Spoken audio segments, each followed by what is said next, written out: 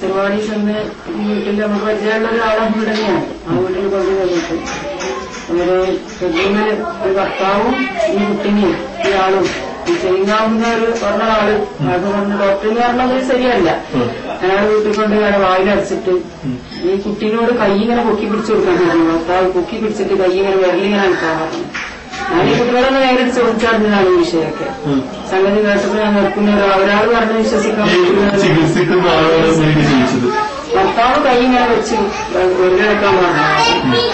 ഈ ചികിത്സിക്കുന്ന ആള് ഈ കുട്ടിയുടെ കാലിന്റെ പുറത്തും കയ്യും വെച്ച് കയ്യും. അതായത് സ്വിമ്മിങ് ഒരാക്കന്മാര് ചൂരലോണ്ട് അടിക്കൂല, അന്യസ്ത്രീ സ്പർശിക്കൂല. ഇത് ശരിക്കും സ്പർശിച്ചുകൊണ്ടാണ് അടിച്ചത്. അടിച്ച് ഈ കുട്ടീന്റെ ഭയങ്കരമായ കരച്ചിൽ കേട്ടപ്പോ ഈ കുട്ടിന്റെ ഒപ്പം ഒരു പച്ച പാവം മനുഷ്യനാണ്.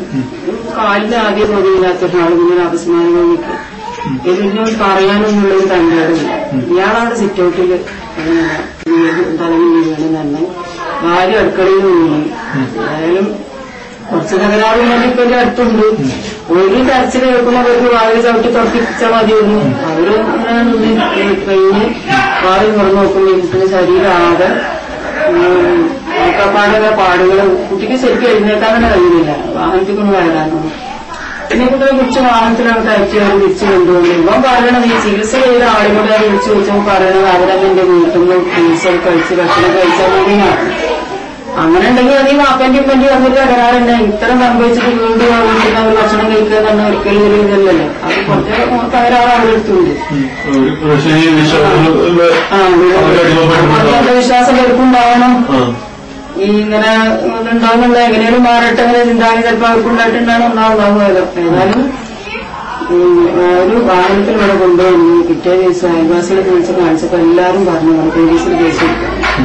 പക്ഷെ അപ്പോഴേക്ക് ഭർത്താവിന്റെ ഉണ്ണിയും പിന്നെ ഈ ചെയ്ത ആള് പരിപാടിയിലുള്ള ഇയാളും ഈ ഭർത്താവിന്റെ ഉണ്ണിയും ഭർത്താവിന്റെ ഉണ്ണി കണ്ടിട്ട് ഓരോ കാര്യം കുറിച്ച് മാഫി വെച്ചതാണ്. ഈ വീട്ടിൽ സംഭവിക്കൂല, അങ്ങനെ വിഷയാക്കല്ല പറഞ്ഞ മാഫി വെച്ച്. അപ്പൊ ഒരു കേസൊന്നും കൊടുത്തില്ല. ഒരു പെൺകുട്ടിയുടെ കാര്യമില്ല, ഇങ്ങനെയൊക്കെ വള്ളത്തരല്ലേ വലിയ അവര് ചിന്തിച്ചു. സാധാരണ മൊല്ലന്മാര് അടിക്കാറുള്ളത് വടികൊണ്ടാണ്. ഇവിടെ ജമാൽ ചെറുപാടി കുട്ടിയെ നഗ്നമായ കൈകളെ കൊണ്ട് കാലിന്റെ തുടയിലും ശരീരഭാഗങ്ങളിലൊക്കെ അടിച്ചു. ഈ ആളെ കൊണ്ടെടുക്കല്ലോ നിങ്ങൾ സാൽവേഷനിൽ ചോദ്യം ചോദിക്കാൻ. അക്രമാസനഫിയുടെ ആ സെഷനിൽ മൈക്ക് പിടിച്ചെടുത്തതാരാ? ഈ ജമാൽ ചെറുപാടിയല്ലേ? നോക്കൂ നിങ്ങൾ, ചെറുപാടിയിൽ അക്രമാസനഫി ഉദ്ഘാടനം ചെയ്ത സമ്മേളനത്തിലാണ് ജമാൽ ചെറുപാടി ഇതിനെക്കുറിച്ച് വിശദീകരിച്ചിട്ടുള്ളത്. ഇതിനെക്കുറിച്ച് അയാൾ പറഞ്ഞെന്താ അറിയോ? ഇതും ഒരു വീശി തന്ത്രാണെന്ന. എന്നെ ജമീല ടീച്ചർ വീശിയിലങ്കായത്? ജമീല ടീച്ചർ ആ കുട്ടിയുടെ അടുക്കൽ പോയിട്ട് അഭിമുഖം നടത്തി മറ്റൊരഭിമുഖം നൽകിയിട്ടുള്ളത് വീശി തന്ത്ര. വീശി ആണെങ്കിൽ പുറത്താക്കി കൂട്ടുന്ന ജമീല ടീച്ചർ എന്താ നിങ്ങൾക്ക് അതിനുള്ള ധൈര്യമില്ലേ? ഒരു സംഘടനയെ തന്നെ പിരിച്ചുവിട്ട് ഒരു സംഘടനയെ പുലർത്തി കഷ്ണങ്ങളാക്കിയ നിങ്ങൾക്കും ഇതിനും ധൈര്യമില്ലേ? നോക്കൂ നിങ്ങൾ, ജമാൽ ചെറുപാടിയുടെ ഒരു പ്രസംഗം നിങ്ങൾ നോക്കൂ. ഇവിടെ സൂചിപ്പിക്കപ്പെട്ടതുപോലെ ഫാമിലി കൌൺസിലിംഗുമായി ബന്ധപ്പെട്ട് നമ്മൾ നടത്തിവരുന്ന കാര്യങ്ങൾ ഒട്ടേറെ ആളുകൾക്ക് അതുകൊണ്ട് ആശ്വാസമുണ്ടാകുന്ന, മനസമാധാനം കിട്ടുന്ന, കുടുംബബന്ധം ചേർക്കുന്ന ഒരവസ്ഥ. അതിന് അള്ളാഹുവിന്റെ അടുക്കൽ വലിയ പുണ്യമാണ് എന്ന് മനസ്സിലാക്കിയത് കൊണ്ടാണ് അത്തരം പ്രവർത്തനത്തിൽ മുഴുകാറുള്ളത്. ഇതും പറഞ്ഞതുപോലെ ഒരിക്കലും ഞാൻ അങ്ങോട്ട് ചെന്നതല്ല. എന്റെ വീട്ടിലേക്ക് വന്നു എന്റെ പേരിൽ ആരോപണം പറഞ്ഞ് നടത്തിയ കാര്യങ്ങൾ, പ്രിയപ്പെട്ടവരെ, അതിന്റെ യഥാർത്ഥം എന്തെന്ന് ചോദിച്ചാൽ സത്യത്തിൽ ഇതും ഒരു വീശി തന്ത്രമാണ്. പ്രിയപ്പെട്ടവരെ, എന്താണ് ആ വീശി തന്ത്രം എന്നറിയോ? അവർ ഒരു കൌൺസിലിംഗിൽ നടക്കുന്ന കാര്യങ്ങൾ യഥാർത്ഥത്തിൽ പുറത്തു പറയാൻ പാടില്ലാത്ത ഒന്നാണ്. അതുകൊണ്ട് അത്തരം കാര്യങ്ങൾ പുറത്തു പറഞ്ഞാൽ നാളെ ഞാൻ ഒരു കൌൺസിലർ അല്ല. അതൊരു പൊതു സ്റ്റേജിൽ അത്തരം കാര്യങ്ങൾ പറയാൻ പറ്റില്ല. അതുകൊണ്ട് പ്രിയപ്പെട്ടവരെ, ഞാൻ നിങ്ങളോട് സൂചിപ്പിക്കുന്നത് ഈ പറയുന്ന ആ ഡോക്യുമെന്റിൽ പറയുന്ന കാര്യങ്ങൾ തുടക്കം തന്നെ കളവാണ് എന്നാണ്. അതായത് കാറിൽ കയറി അവരെല്ലാവരും കൂടി വരുമ്പോൾ ഉപ്പയോടും ഉമ്മയോടും കയറരുത് എന്ന് പറഞ്ഞുകൊണ്ടാണ് അത് തുടങ്ങുന്നത് തന്നെ. യഥാർത്ഥത്തിൽ എന്റെ വീട്ടിലേക്ക് അവർ വരുന്നത് ബസ്സിലാണ് സഹോദരങ്ങളെ. ശൈത്താൻ ഇറക്കാൻ വേണ്ടിയിട്ട് പെൺകുട്ടിയെ മാരകമായി അടിച്ചു. കേരള ശബ്ദത്തിൽ അതൊരു ഫീച്ചറായിട്ട് വന്നു.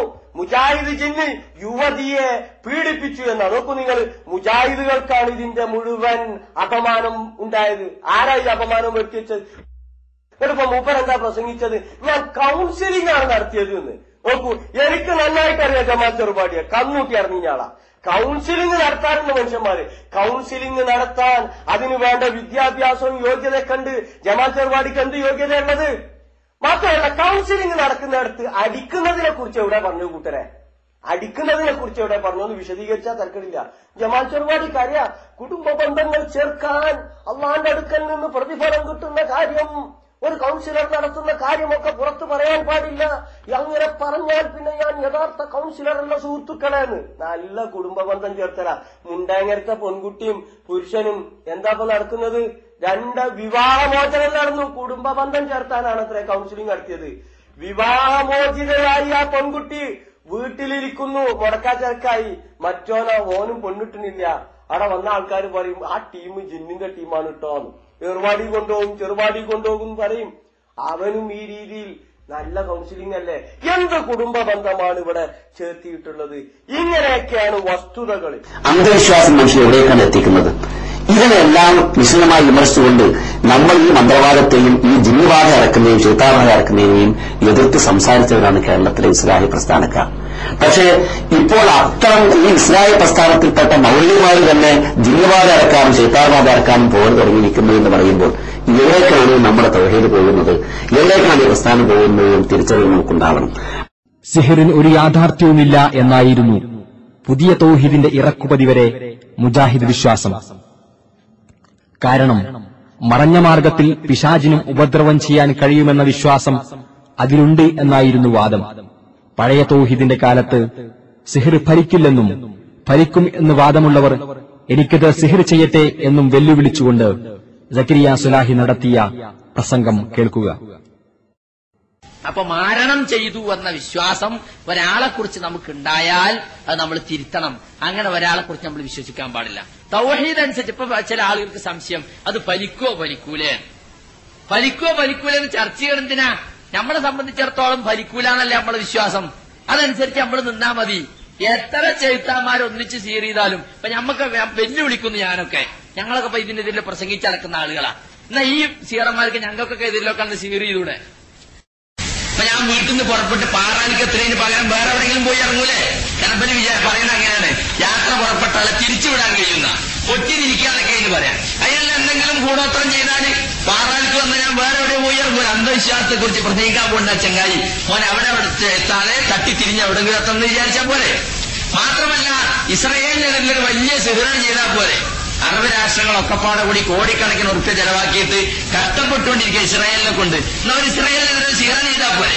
അപ്പൊ സുഹൃത്തുക്കളെ, മറഞ്ഞ മാർഗത്തിലൂടെ ഖൈറും ഷർറും വരുത്താൻ അള്ളാഹുവിന് മാത്രമേ സാധിക്കൂ എന്ന് വിശ്വസിക്കുന്ന ഒരാൾ സിഹിർ ഫലിക്കോ ഫലിക്കൂലോ പിന്നെ ചർച്ച ചെയ്യുന്ന കാര്യമല്ല. എന്നാൽ പുതിയ തൗഹീദ് പ്രകാരം സിഹിറിന് യാഥാർത്ഥ്യമുണ്ട് എന്നാണ് മൗലവിമാർ പറയുന്നത്.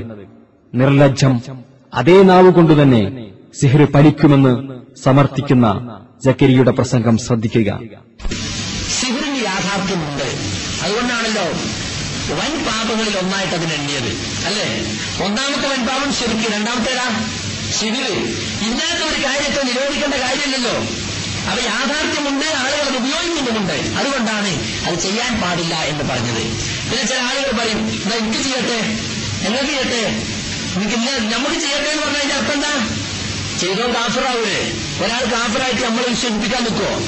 ഞാൻ സിഹിറിൽ വിശ്വസിക്കണ്ട, എന്നെ വിശ്വസിപ്പിക്കാൻ വേണ്ടി നിങ്ങൾ കാഫിറാവോ? സിഹിറിനെ കാഫിറാവും, വലിയ കുറ്റാണ്. സാഹിറിനെ കൊല്ലണമെന്നാണ് പറഞ്ഞിട്ടുള്ളത്. ഈ സുല്ലം ചോദിക്കണ്ടേ, ഇന്നെ കുത്തട്ടെ, ഇന്നെ നുള്ളട്ടെ, എന്റെ പേനൊന്ന് നീക്കട്ടെ.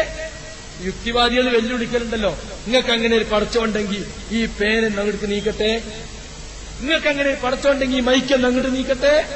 അതിന്റെ അടുത്ത പടച്ചമല്ലാണാ തന്നെ? ഈ ജാതി പൊട്ട വെല്ലുവിളിയാ നടത്തുന്നത്. യുക്തിവാദികൾ അങ്ങനെ എന്തെല്ലാം വെല്ലുവിളിച്ചിട്ടുണ്ട്. നിങ്ങളെ പടച്ചോണ്ടെങ്കിൽ എന്തേ ഭൂകമ്പം ഉണ്ടായത്?